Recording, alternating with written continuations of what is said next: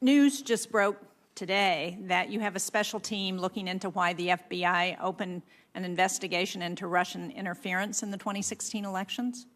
I wonder if you can share with this committee who's on that team, why you felt a need to form that kind of a team, and what you intend to be the scope of their investigation. Yeah, as I said in my confirmation hearing, I am going to be reviewing both the genesis and the conduct of intelligence activities directed at the Trump campaign during 2016. A lot of this has already been investigated, and a substantial portion of it has been investigated and is being investigated by the Office of Inspector General at the department. But one of the things I want to do is pull together all the information from the various investigations that have gone on, including on the Hill and in the department, and see if there are any remaining questions to be addressed. And can you share with us why you feel a need to do that? Well, for the same reason we're worried about foreign influence in elections. We want to make sure that during an election, I think spying on a political campaign is a big deal. It's a big deal. Generation I grew up in, which was the Vietnam War period, people were all concerned about spying on anti-war people and so forth by the government. And there were a lot of rules put in place to make sure that there's an adequate basis before our law enforcement agencies get involved in political surveillance.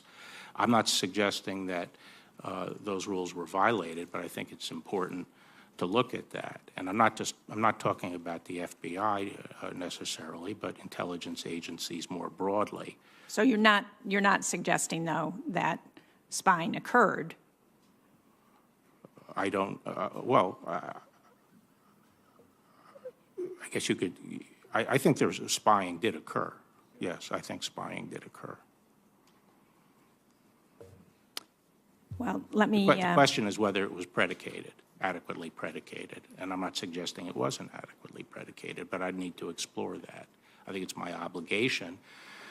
Congress is usually very concerned about intelligence agencies and law enforcement agencies staying in their proper lane, and I want to make sure that happened. We have a lot of rules about that, and I want to say that I've said I'm reviewing this. I haven't set up a team yet, but I have in mind having some colleagues help me pull all this information together and let me know whether there's some areas that should be looked at. And I also want to make clear this is not launching an investigation of the FBI.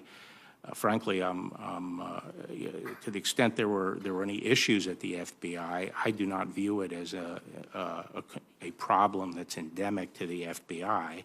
I think there was probably a failure among a group of leaders there at the upper echelon, and so I don't like to hear attacks about the FBI because I think the FBI is an outstanding organization, and I think Chris Wray is a great partner for me. I'm very pleased that he's there as the director, and if it becomes necessary to look over some former officials' activities, I expect that I'll be relying heavily on Chris and work closely with him in looking at that information. But that's what I'm doing. I feel I have an obligation to make sure that government power is not abused. I mean, I think that's one of the principal roles of the Attorney General.